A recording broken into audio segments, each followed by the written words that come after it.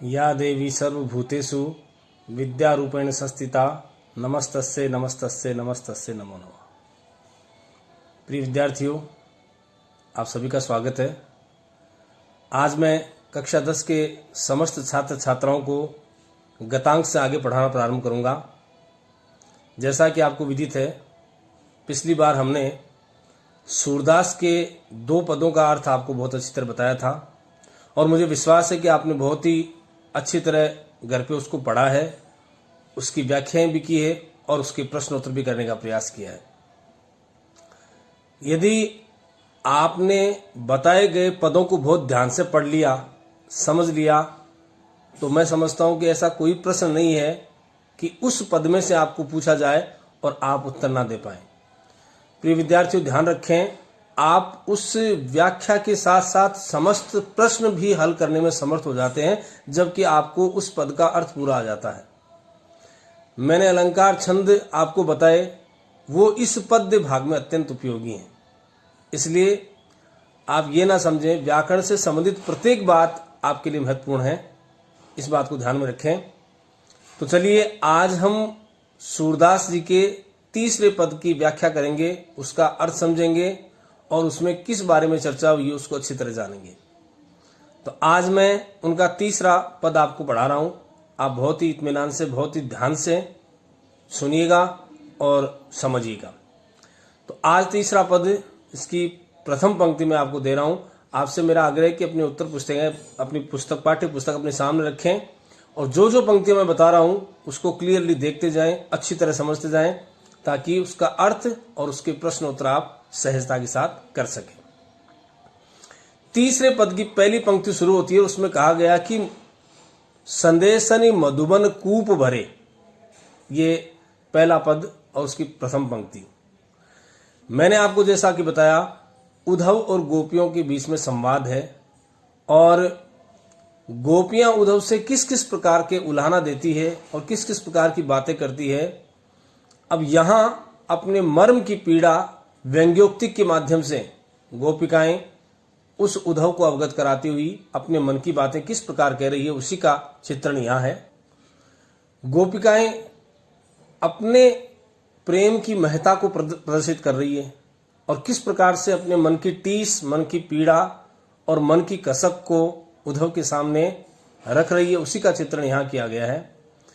कहती है कि संदेशनि मधुबन कूप भरे। हे उद्धव, हमने तुम्हारे प्रिय मित्र श्री कृष्ण को कितने संदेश भेजे हैं, जरा तुम ध्यान से सुनो।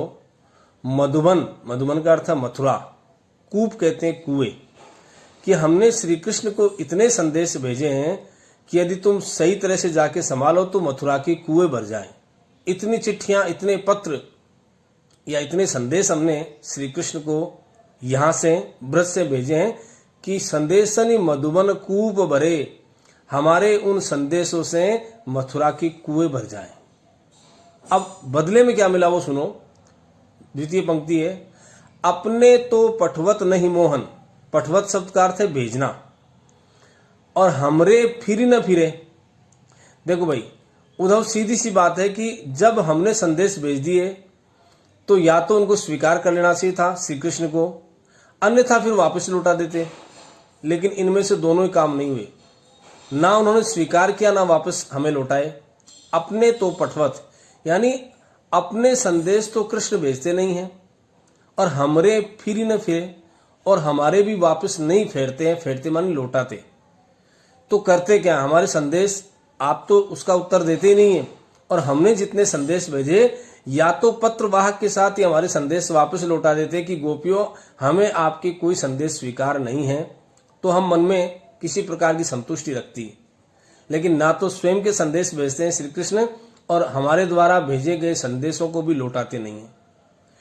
अब तीसरी पंक्ति में कहती है, जीते पथिक पठवे मधुबनते, बहुरी न शोध करे।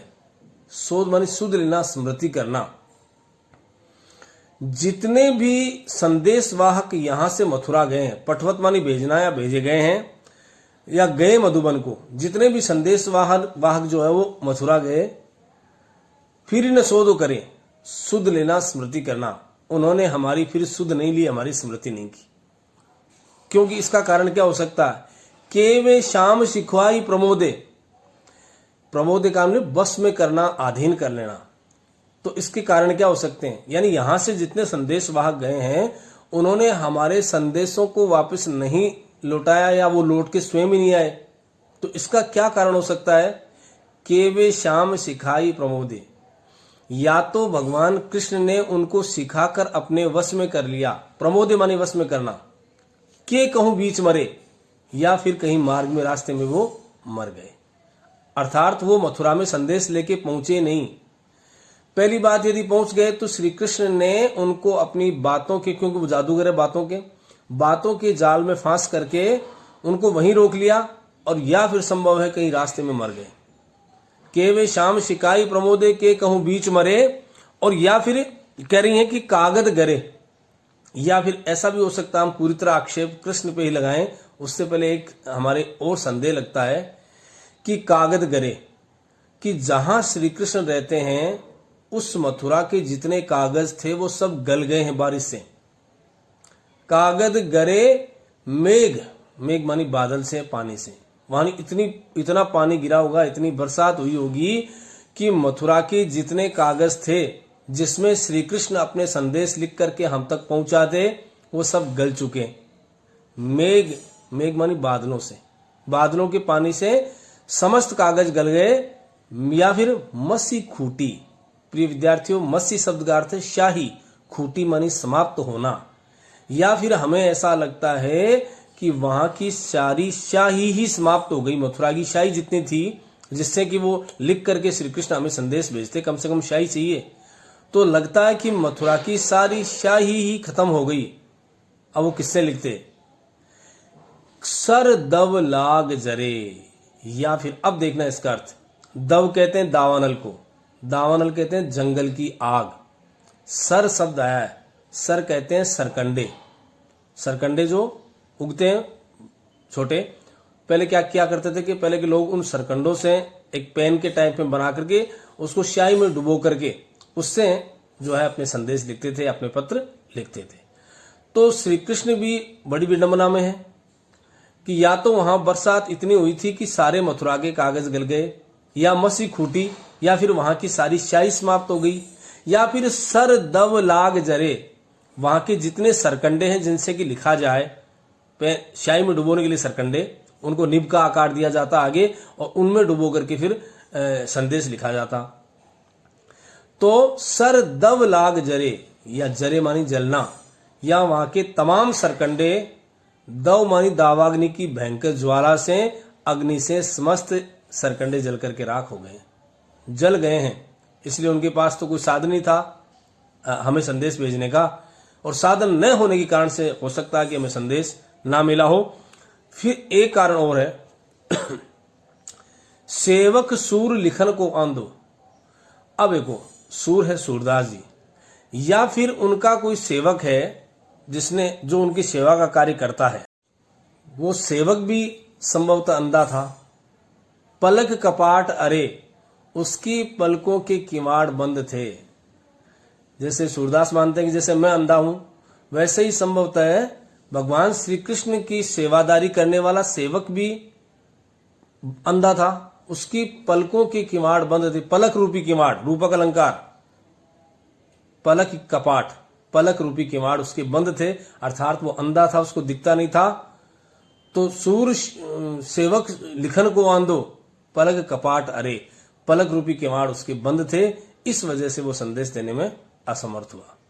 तो हे उद्धव, हम किसी भी तरह मानती हैं, एक कारण तो ये कि पूरी तरह हम कृष्ण को दोष दें ऐसा भी संभव नहीं है। हो सकता है, पहली बात तो उलाना भी दिया है गोपियों ने कि शायद श्री कृष्ण ने जानबूझ करके हमें हमारे द्वारा भेजे गए संदेशों का कोई उत्तर नहीं दिया, लेकिन फिर उनको ये लगा कि ऐसा नहीं हो सकता क्योंकि श्री कृष्ण हमसे अनन्य प्रेम करते हैं, इसलिए ये कहा जाना कि वो उत्तर नहीं दे रहा ये भी उचित नहीं है। पर पता नहीं उनके साथ कौन सी परिस्थिति रही होगी, तो इसलिए उन्होंने कहा कि हमने जितने संदेश भेजे, संदेश वाहक भेजे, वो हो सकता है बीच रास्ते में मर गए, या फिर कृष्ण के पास भेज दिया, उनको पहुंच गए तो उन्होंने अपनी बातों में डाल करके उनको वहीं रोक लिया। ऐसा भी नहीं हो तो हो सकता है कि वहां बहुत तेज बारिश हुई है, इतना पानी गिरा है कि वहां मथुरा के तमाम कागज थे वो सब उसमें गल करके खत्म हो गए, या फिर संभव ये भी कि वहां की शाही जो है मथुरा की वो समाप्त हो गई, और या फिर जो जिनसे लिखने वाले जो सरकंडे होते हैं वो दावाग्नि में, जंगल की आग में लग जाने से जल करके वो सारे सरकंडे नष्ट हो गए। इसलिए हम तमाम आशंकाएं मानती हैं, जैसा भी है, लेकिन हम कहती हैं कि कृष्ण के उस विरह की अग्नि हमें दिन रात जलाती है, उसकी स्मृति मात्र हमारे अंदर बहुत भयंकर दुख या कष्ट पैदा करती है। हे उद्धव, अब आप बताओ इस कष्ट से हमें छुटकारा कैसे मिले, उससे हमें निजात कैसे मिले। हम कह सकते हैं कि स्वयं गोपियां इन पदों के माध्यम से ऐसा व्यक्त करना चाहती है कि हम कृष्ण के प्रेम में फंस करके अपने आप को ठगी गई, हम छली गई, हमारे साथ छल हुआ है। व्यंग्योक्ति के माध्यम से अपने हृदय की, अपने मन की भड़ास निकालने का वो काम करती है। अनुप्रास की भी बहुत छटा इसमें स्थान स्थान पे, और रूपक अलंकार अभी आपने देखा। इस प्रकार से हम कह सकते हैं कि सूरदास का ये पद बहुत अच्छा है और इसमें बहुत सुंदर बात बताई गई है। तो इस प्रकार से मैं समझता हूं इसका अर्थ अब आपको अच्छी तरह आने लग गया होगा। चलिए अब इस अध्याय का अंतिम पद हम आपके सामने रखने जा रहे हैं, उसका अर्थ आप ध्यान से सुनिए। इस पद से किस प्रकार गोपियां प्रेम की महत्ता को प्रतिपादित करती है कि हे उद्धव, अब तुम हमें आकर के बार बार में यही बात कहते हो कि तुम कृष्ण से प्रेम करना छोड़ दो, तुम पर ब्रह्म परमात्मा से प्रेम करो, योग की शिक्षा लो, क्योंकि कृष्ण का प्रेम सांसारिक है, भौतिक है, उससे आपका उद्धार नहीं हो सकता। लेकिन एक बात बताओ हे उद्धव, कि जब हमारा मन कृष्ण के उस प्रेम में आकंठ डूब चुका है, तो कृपा करके हमें ये तो बताओ कि हम उस मन को वापस कैसे ग्रहण करें, हम उस मन को वापस कैसे प्राप्त करें जो कि कृष्ण के हृदय में बस चुका है। क्योंकि हम तुम्हारे उस निर्गुण से तभी प्रेम कर सकती हैं जब हमें हमारा उस मन को कृष्ण के द्वारा लौटा दिया जाए, या हमारा मन हमारे अधीन हो जाए। तो अब उसको समझाना चाहती है कि हमारी क्या स्थिति है। और देख लो उद्धव, जो जिससे प्रेम करता है उसके अतिरिक्त उसको और कोई कुछ नजर नहीं आता। तो वो स्पष्ट कहती है, इस पद को ध्यान से सुने, बड़ा अच्छा है। उद्धव मन माने की बात, हे उद्धव तुम हमारी बात ध्यान से सुनो, ये तो मन के मानने की बात है कि मन किससे प्रेम करे। अब ना उसकी जाति देखी जाती है, ना उसकी संपत्ति देखी जाती है, ना उसकी उम्र और ना उसका व्यवहार। जब प्रेम करने लग गया मन, तो फिर वो प्रेमी कैसा भी हो, उसके प्रति पूर्णतया वो आकंठ डूब जाता उसके प्रेम में। इसलिए हे उद्धव, हमारा मन भी श्री कृष्ण में डूब चुका है। उद्धव मन माने की बात, हे उद्धव ये तो मन के मानने की बात है। अब तुम इस बात को स्वीकार करो या न करो, हमने श्री कृष्ण से प्रेम किया, उसके अतिरिक्त इस संसार में अब हमारा कोई नहीं है। और तुम यदि हमारी बात स्वीकार नहीं करते हो तो हम तुम्हें एक एक बात बताती हैं, जरा उनका उत्तर देना। और किस प्रकार गोपियां अपने उस प्रेम की प्रगाढ़ता को विविध उदाहरणों के माध्यम से उद्धव के सामने प्रेषित करती है। और मैं कहता हूं उद्धव वहां ठगा सा रह जाता है, उसके पास कोई उत्तर नहीं मिलता।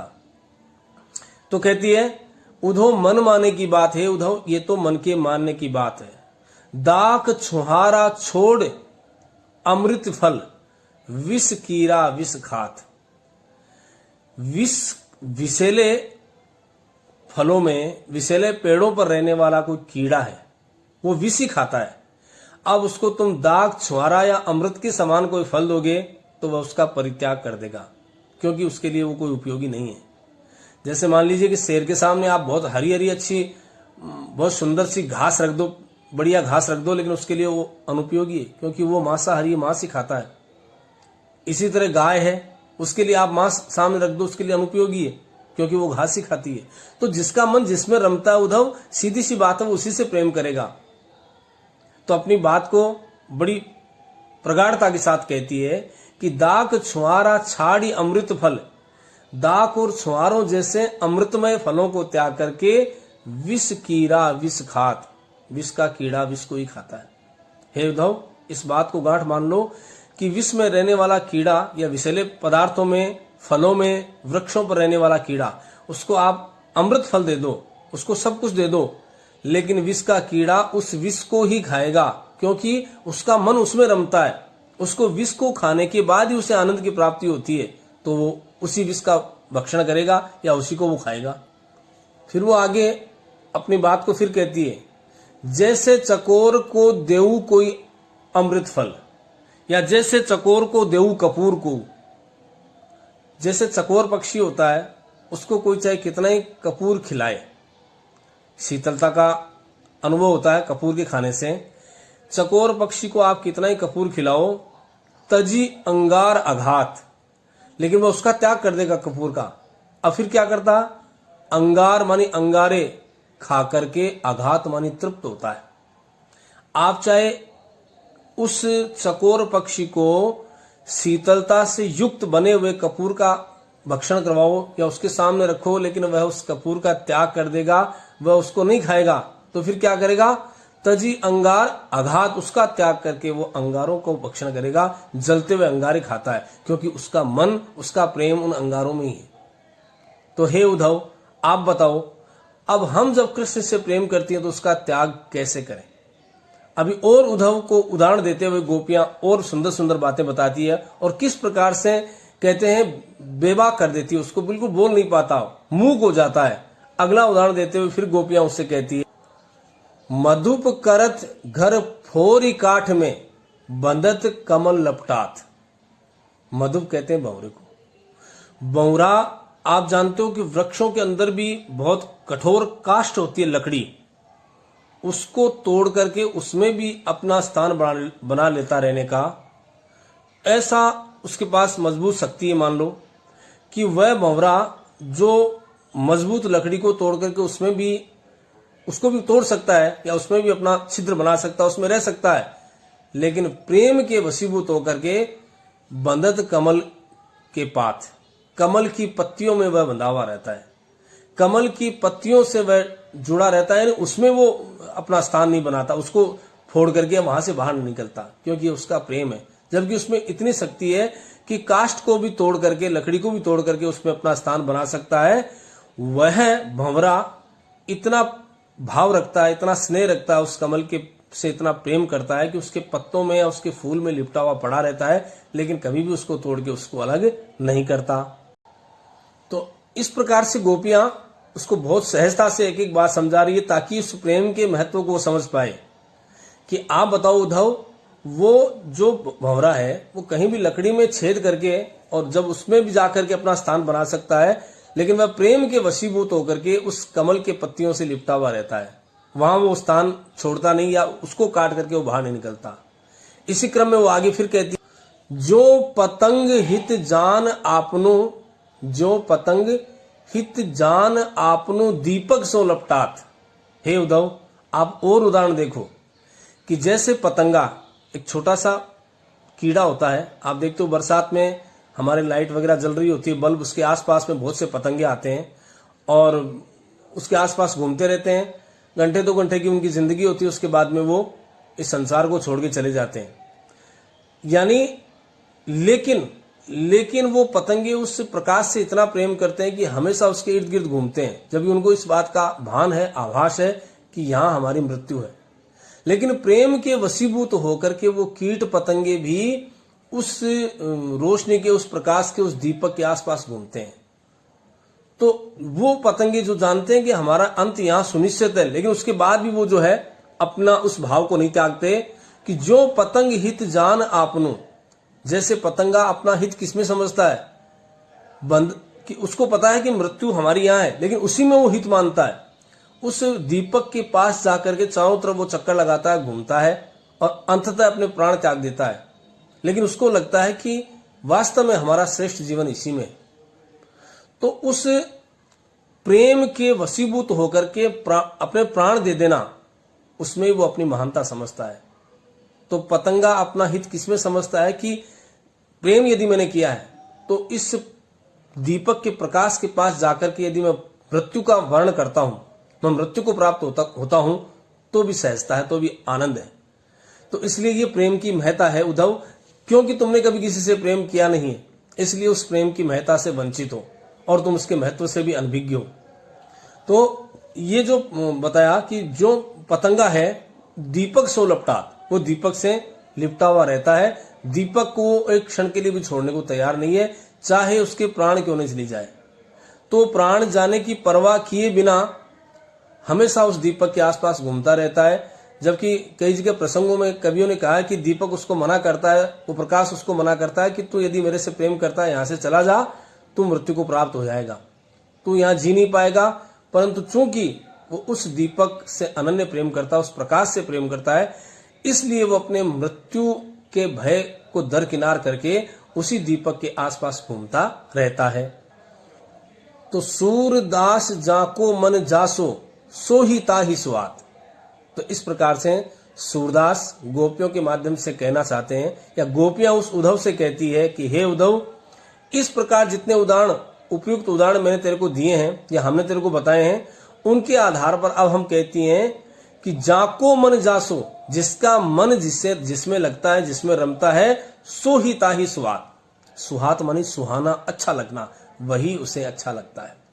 हे उद्धव, अंत में हम इतना कहना चाहती हैं कि इस संसार में आने के बाद यदि प्रेम का दृष्टिकोण महत्वपूर्ण है, तो जिसका मन जिसमें रमता है, जिसको अच्छा लगता है, वही उसे सुहाता है। अब चाहे वो कितना ही बुरा हो सकता है कृष्ण तुम्हारी नजर में कितना ही बुरा हो, या उसके साथ, उसके सानिध्य से हमें सांसारिक मोह माया में फंसना पड़ेगा, हमारा उद्धार नहीं हो सकेगा, लेकिन हम उस बात को दरकिनार करती हैं। हम तो कहती हैं कि जब हम तन मन धन से कृष्ण को अपना सर्वस्व मान चुकी हैं, तो अब इसके अतिरिक्त दूसरों के प्रति प्रेम का भाव हमारे मन में लाना तक हमारे लिए पाप है। तो इस प्रकार उपयुक्त उदाहरणों के माध्यम से, कि उन्होंने किस प्रकार पतंगे का भी उदाहरण दिया, भंवरे का उदाहरण दिया, और अन्य अन्य उदाहरण देकर के गोपियों ने अपनी बात सिद्ध कर दी है कि प्रेम का महत्व बड़ा है।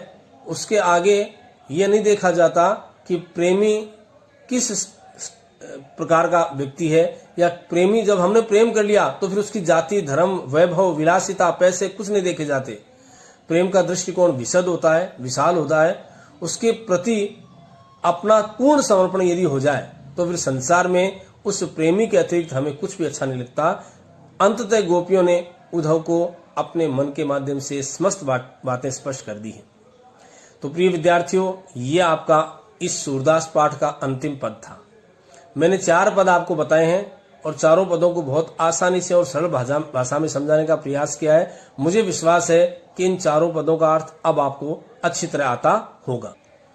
अब मैं एक बार संक्षेप में, मान लीजिए परीक्षा में आपके इससे संबंधित प्रश्न आ जाते हैं, या व्याख्यात्मक कोई प्रश्न आपसे पूछ लिया जाता है, तो व्याख्या से प्रसंग आपको करनी होती है। तो जैसे अभी मैंने उदाहरण देकर के अलग अलग चीजें आपको समझाई, अब मैं अक्सर सब वही चीज बता रहा हूं जो आपको उस एग्जाम में लिखना होता है।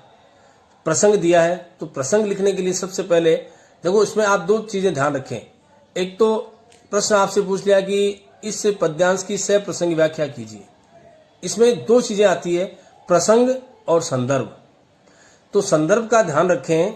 संदर्भ का अर्थ होता है कि अमुक व्याख्या या अमुक पद जो है वो कौन से चैप्टर से लिया गया है, उस पाठ का नाम क्या है, उसके लेखक का क्या नाम है, वो सब आता है संदर्भ में। प्रसंग का मतलब है कि अब जो आपके सामने लिखा हुआ है सामने, उसमें आप ये बताएं कि किस विषय में बातें हो रही है, कौन किससे क्या कह रहा है। जैसे मान लो अभी ये हमने पढ़ा, इसी में पूछ लिया, तो आप आराम से कह सकते हैं संदर्भ आप बताओ कि ये सूरदास के पाठ से लिया गया है, सूरदास के सूर सागर के भ्रमर गीत से उद्धृत किया गया है, यहां ये आपने लिखा। उसके बाद प्रसंग जब चलता है तब आपको लिखना पड़ता है कि यहां गोपियों और उद्धव के बीच में जो संवाद हुआ है उसी का चित्रण कवि ने इसके माध्यम से किया है। ये आपका प्रसंग हो गया। उसके बाद शुरू होती है व्याख्या। तो मैं अब आपको संक्षेप में एक बार वही बताता हूं जितना आपको परीक्षा में लिखना होता है। ये तो अभी मैंने डिटेल में आपको बताया समझाने के लिए। तो अब आप अपनी पाठ्य पुस्तक में बहुत अच्छी तरह की एक पंक्ति को ध्यान से देखें, मैं आपको समझाने का प्रयास कर रहा हूं। जैसे पहला पद अभी मैंने बताया, उसको संक्षेप में देखो कि संदेशनी मधुबन कूप भरे। हे उद्धव, हमने इतने संदेश कृष्ण को भेजे हैं कि उससे मथुरा के कुएं भर सकते हैं। पंक्तिकार देखते जाओ बराबर कि अपने तो पठवत नहीं मोहन हमरे फिरे न फिरे। हमने जितने संदेश कृष्ण को भेजे अपने तो उन्होंने लौटाए नहीं, और हमारे संदेश अपने तो भेजे नहीं, उत्तर तो कोई दिया नहीं, और हमने जितने भेजे उनका भी उत्तर उन्होंने नहीं दिया। फिर अगली पंक्ति में कहते हैं कि जीते पथिक गए पठवत मथुरा थे या मधुबन थे, बहुरी ने सौदो करे। जितने भी पथिक हमने मथुरा में भेजे वो सब चले तो गए, लेकिन उन्होंने वापस हमारी सुध या स्मृति नहीं ली, अर्थात वो लौट करके वापस यहाँ नहीं आए। केवे श्याम शिकाई प्रमोदे के कहूं बीच मरे। अब इसके पीछे कारण है कि या तो श्री कृष्ण ने उनको समझा करके अपने वश में कर लिया, अपने अधीन कर लिया, और या फिर हो सकता है कहीं बीच रास्ते में वो मर गए, अर्थात तो समाप्त हो गए। कागज गरे मेघ मसी खूटी, या फिर हो सकता है कि मथुरा के सारे कागज गल गए, या मथुरा की सारी स्याही समाप्त हो गई।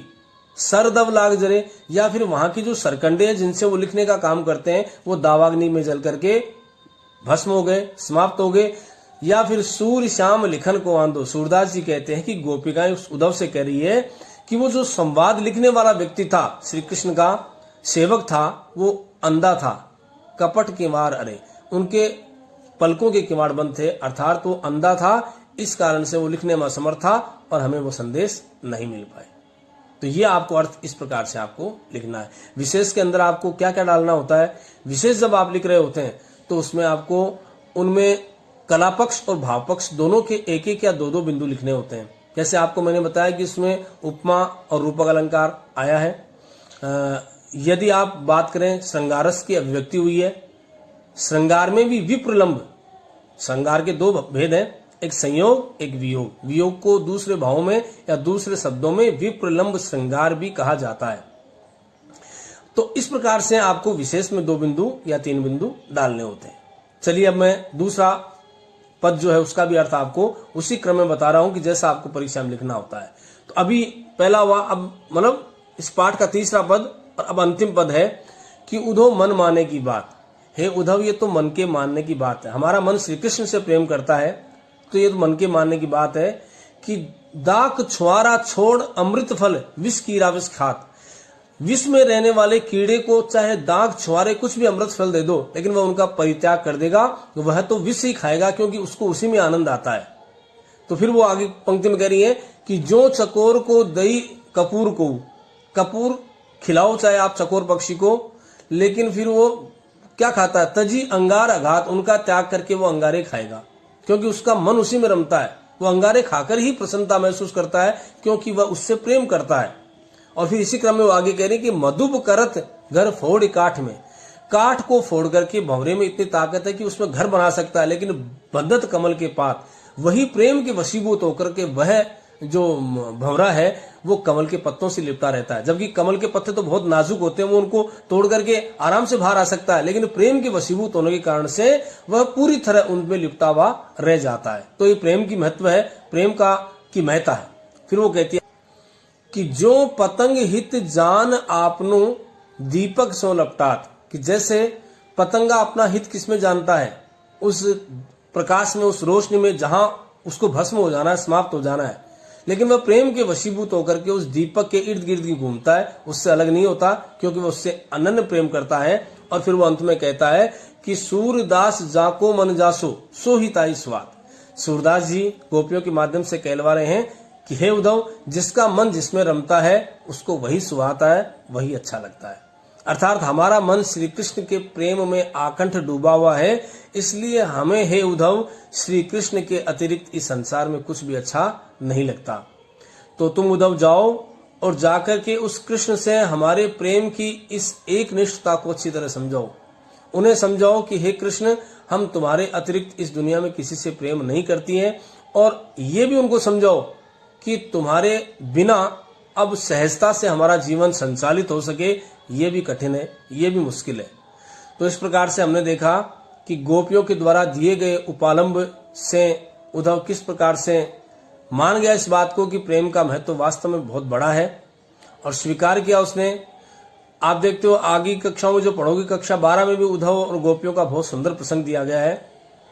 तो उद्धव को एक तरह से निरुत्तर कर देती है, तरह तरह के उपालंब देती हैं, व्यंग्योक्तियों के माध्यम से उद्धव को पूरी तरह परास्त कर देती है।